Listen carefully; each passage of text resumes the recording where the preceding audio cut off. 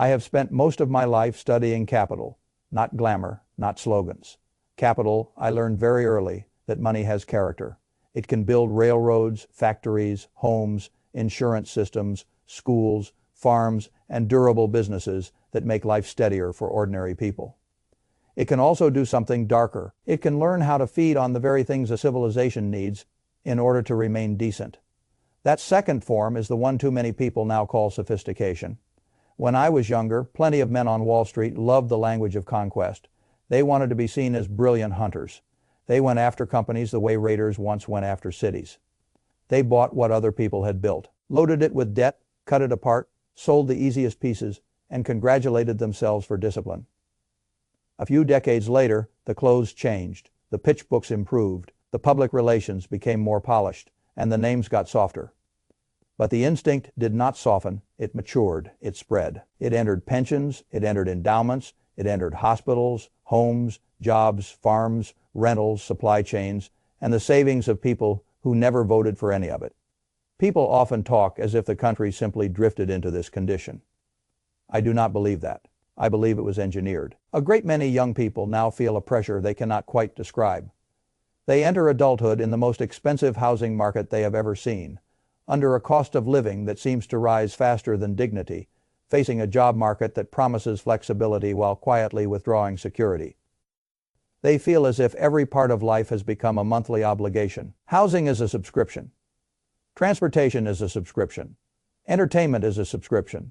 Software is a subscription. Health is a subscription. Even stability itself feels rented.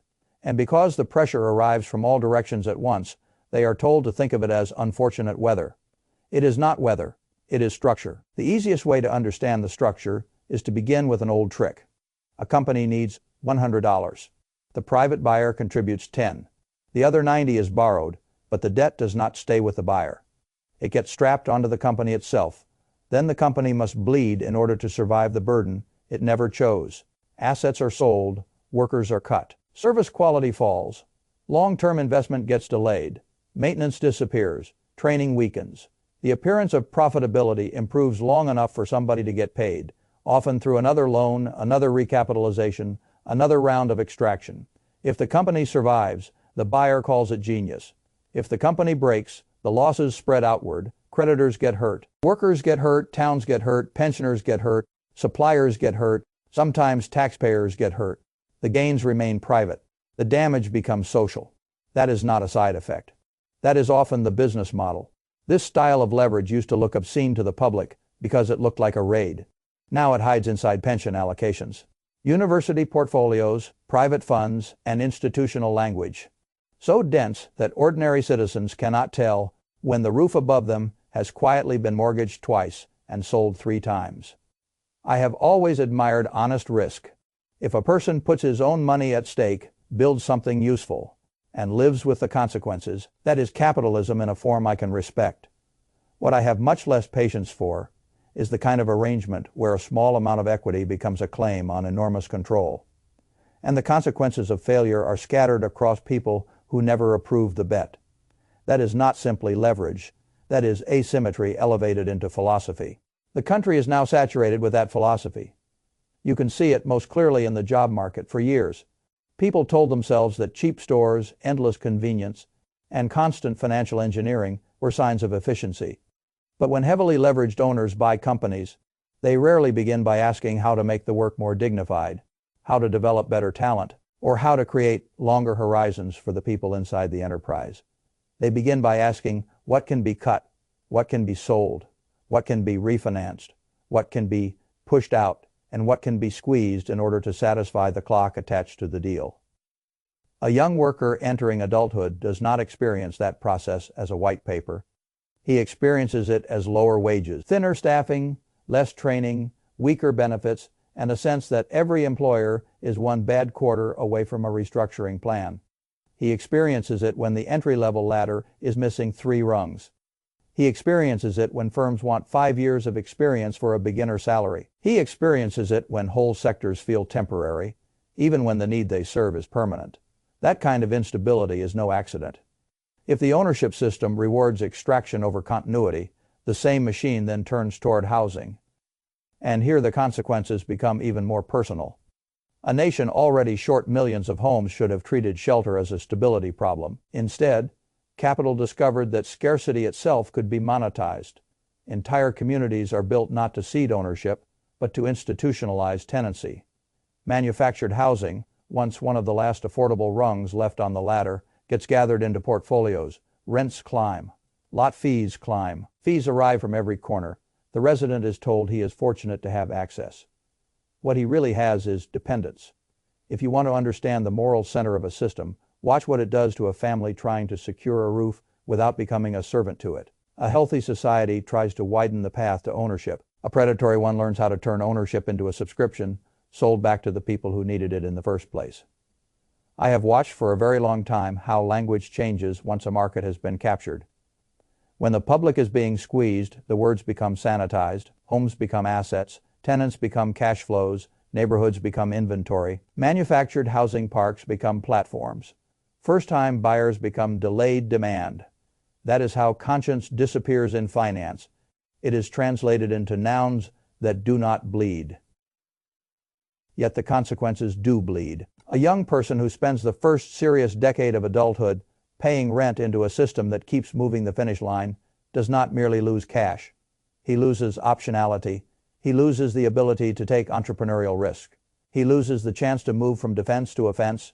He loses years of compounding. He loses the psychological stability that comes from knowing some part of his future belongs to him. The tragedy is not only that he rents, the tragedy is that the system increasingly seems designed to keep him renting. Then the same logic moves into healthcare, and the ugliness becomes impossible to ignore. There are fields where I can tolerate imperfection. Insurance is imperfect. Retail is imperfect. Logistics is imperfect. Human systems are always imperfect, but when cost-cutting collides with hospitals, nursing homes, emergency staffing, and basic patient care, the language of efficiency begins to sound monstrous. Debt attached to care systems does not remain abstract for very long. It appears as fewer hands on the floor, fewer full-time staff, more corners cut, more exhaustion, more mistakes, more infections, worse outcomes, and a quiet normalization of the idea that life-preserving institutions should be optimized the way a hotel chain or a software subscription might be optimized. I do not care how elegant the spreadsheet looks. If the spreadsheet improves while the patient becomes less safe, the spreadsheet is lying about what matters. A country reveals itself by what it protects from pure financial predation.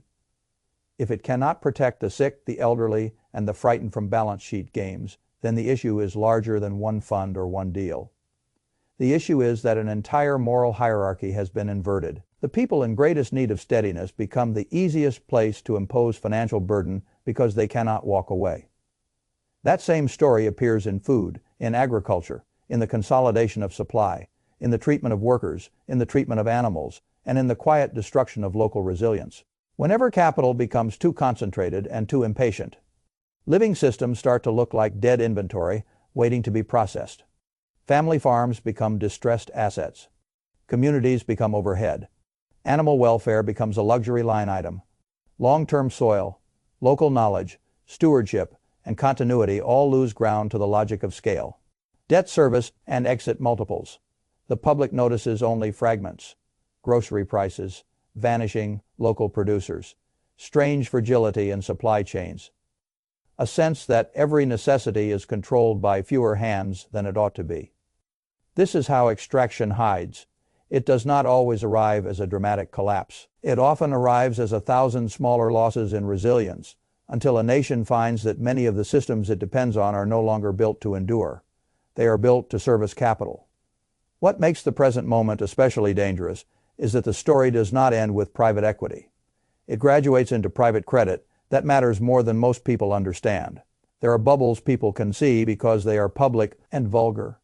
Then there are bubbles that prefer quiet rooms, private marks, optimistic assumptions, and limited windows into the actual quality of the underlying loans. Those bubbles do not shout, they reassure. Private credit has been sold to many institutions as a clever answer to a world hungry for yield. Loans are made outside the old banking channels, often with weaker oversight, less transparency, and a great deal of confidence about future cash generation. The pitch sounds responsible because it is wrapped in professionalism, but I have lived long enough to know that whenever the market finds a way to rename leverage, opacity, and weak underwriting as innovation, somebody is preparing a euphemism in advance of pain. What worries me is not merely the size of the market. What worries me is the circularity. The same class of actors that help load businesses with debt can then participate in the refinancing of those debts through private vehicles that sit further away from traditional scrutiny. Risk does not disappear when it leaves the public square. It often becomes more dangerous because fewer people can see it clearly. Marks can remain smooth right until liquidity is suddenly required. Confidence can look stable right until withdrawals accelerate. A fund can appear orderly right up until redemptions begin to ask an unforgiving question. How much of this is actually liquid, and at what price? That question has humbled many smart people. It has humbled governments. It has humbled banks. It has humbled funds. It has humbled every generation that believed a complex structure had finally conquered the old laws of debt, duration, and human fear. The public likes to remember crises as explosions. They are often suffocations. First, one lender stretches, one borrower delays, one covenant gets amended, one fund manages through redemptions, one asset is marked optimistically for another quarter. One refinancing window closes a bit, one geopolitical shock raises uncertainty. One rise in rates exposes which cash flows were fantasy and which were real. Then slowly, what looked like a collection of clever private arrangements starts to resemble a public problem. I do not need a panic headline to know when a system is becoming fragile. I watch incentives.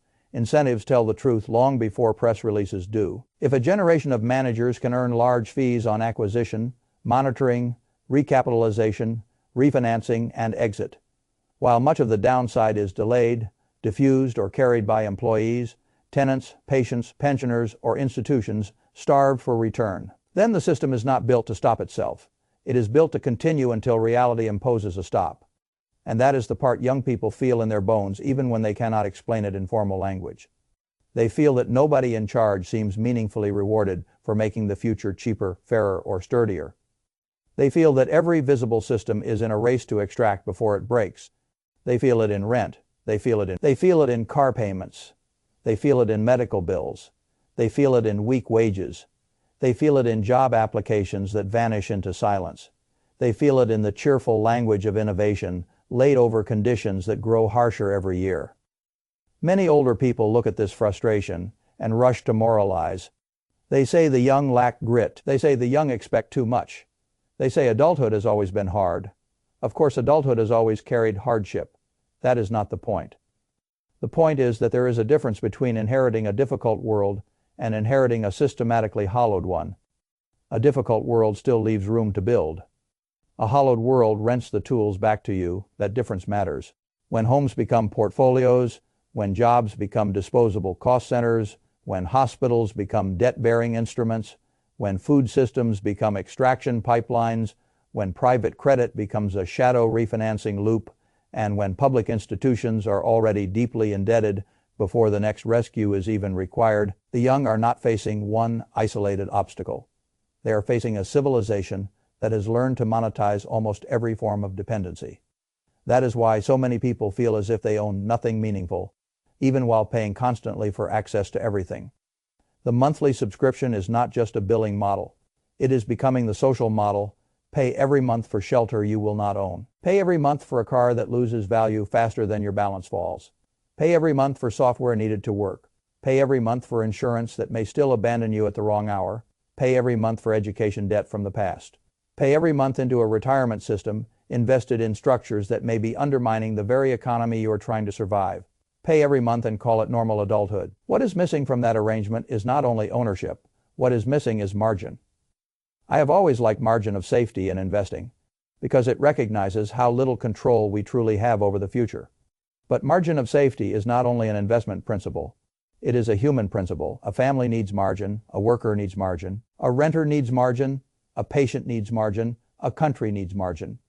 Once every system has been optimized against slack, the first real shock becomes far more destructive than it should have been. That is where a great many people now live, with no margin. And when a generation has no margin, Every shock feels existential. A rent increase matters more. A car repair matters more. A layoff matters more. A hospital bill matters more. A rate reset matters more. A missed paycheck matters more. That is not because young people are weak. It is because the system has trained itself to leave ordinary people carrying more fragility than their parents realize. Now, I want to be careful here. I do not say all this because I enjoy despair. I have never believed clear thinking requires theatrical hopelessness. In fact, one of the biggest mistakes frightened people make is to let a corrupt environment become an excuse for personal surrender. That is how decay finishes its work. First, it takes your margin. Then it tries to take your agency. If it can persuade you that your own conduct no longer matters because the game is rotten, then the rot spreads from institutions into character. I will not accept that. There are systems larger than any individual. There are corruptions no single person can solve. One video will not stop a generation of financial extraction. One speech will not unwind decades of incentives. One worker cannot reverse an entire industry. That is obvious. But it is also true that civilizations are not only lost through grand theft, they are lost through the normalization of small neglect. A chair left out, a floor left dirty, a common space treated as nobody's responsibility. A little indifference repeated, often enough becomes culture. I have long believed that habits compound far beyond what prideful people can see in the moment. The market teaches this. So does character. Small disciplines repeated without applause reshape environments. Not always quickly, not always dramatically. But they do. If you cannot be trusted to care for what is right in front of you, it is difficult to persuade me that you are preparing yourself for larger stewardship. That is not a distraction from the larger fight. It is preparation for it. I would never tell a young person that pushing in a chair fixes private equity, or that straightening a hallway mat reforms housing policy, or that cleaning up after himself solves private credit opacity. Nonsense should be called nonsense. But I will say this, a society that stops practicing local responsibility also loses the muscle required for larger responsibility. The habit of showing up, of doing the necessary thing when no one is watching, of treating shared life as shared life, that habit matters more than cynics admit. Hope is not produced by pretending the numbers are fine. Hope is produced by refusing to become spiritually shaped by the ugliness you are describing. That distinction is very important. I can look at the housing market, the job market, debt, private credit, geopolitical strain, healthcare extraction, and the national balance sheet, and say plainly that many conditions resemble the kind of late-cycle carelessness that societies usually regret. I can say that I expect serious pain before honest repair. I can say that many institutions seem closer to bailout than to self-correction. I can say that a great many decision-makers appear insulated from the consequences they impose on others. And I can still insist that decency, responsibility, and local action remain rational. In fact, they become more rational when the broader system is worse. The greatest mistake a young person can make in such an era is to imitate the moral logic of the thing he hates. If the system is greedy, he becomes careless. If the system is soulless, he becomes cynical. If the system is extractive, he begins extracting from his own standards. Then the machine has won twice. It has not only taken material ground, it has recruited character. I would rather resist in both directions. Resist by seeing clearly how the structure works. Resist by refusing to speak about it in anesthetized language. Resist by making personal choices that widen freedom rather than dependency. Resist by building savings even when the culture screams for display. Resist by honoring real work. Resist by treating neighbors, workers, patients, customers, and animals as more than line items. Resist by supporting institutions that improve conditions rather than merely narrate them. Resist by becoming trustworthy in small things, so that when larger responsibilities arrive, you are not a stranger to discipline. That kind of resistance is slower than outrage, but it compounds better. The people who built durable America did not do it by treating every institution as a temporary object to be strip-mined. They thought in decades. They built systems they hoped would outlast them. They placed limits on what should be turned into a chip in a financial game. They were imperfect, of course, every generation is, but they understood something essential. A country cannot remain livable if everything inside it becomes collateral.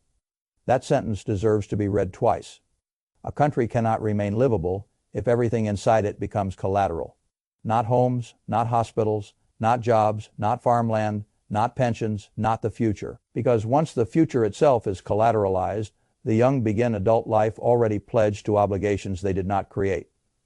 They inherit debt in public systems, fragility in private systems, scarcity in housing, opacity in credit, and a culture that tells them to interpret all of this as a motivational challenge. No, it is a structural indictment. If I place myself in the shoes of the purely extractive financier, the logic is almost embarrassingly simple.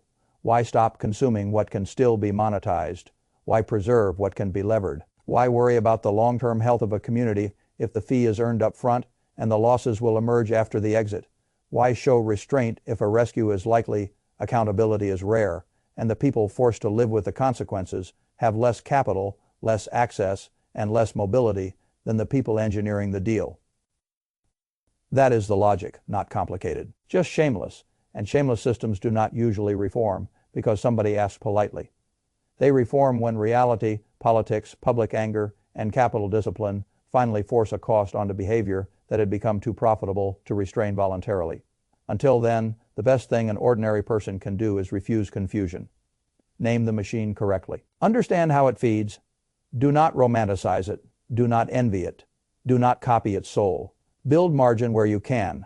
Protect your character. Support what is humane. Stay alert to structures that convert dependency into revenue. And when you can own something real, protect it fiercely. Not for vanity, for autonomy. Autonomy is becoming more valuable precisely because so many systems now monetize its absence. That is why I take this seriously. Not because I think collapse is an entertaining prediction. Not because I enjoy saying harsh things about modern finance. Not because pessimism is a badge of intelligence. I take it seriously because I believe young people are not crazy for feeling that the foundation beneath them has been sold off in pieces. In many places it has. I believe they are not weak for feeling overwhelmed by a society that has learned how to invoice them from every direction. I believe they are not entitled for wanting some path toward ownership, safety, and dignity that does not require perfect timing, inherited wealth, or participation in the same predatory logic that harmed them. A decent country should want that too. If it does not, then the problem is not a soft generation. The problem is a hard heart at the center of the system. I have no interest in ending on a false note. Conditions can worsen from here. Debt can spread further. More institutions can discover too late that illiquid assets do not solve liquidity needs. More homes can be turned into rental inventory. More care systems can be squeezed. More workers can discover that efficiency was just another word for being discarded on schedule. More governments can try to paper over structural weakness with borrowed time. All that is possible. Some of it is likely. But despair is still an indulgence when action remains available. Not magical action. Not instant action. Just real action. Earn trust. Keep standards. Build savings. Reduce dependency where possible. Protect the vulnerable near you. Strengthen your local environment. Back better institutions. Refuse to let the corrosion of public life become the excuse for corrosion in your own life. That is not a full answer to the age we are living in. It is, however, the beginning of one, and every durable beginning I have ever seen was smaller than the cynics considered respectable. That never stopped compounding from being one of the most powerful forces in the world.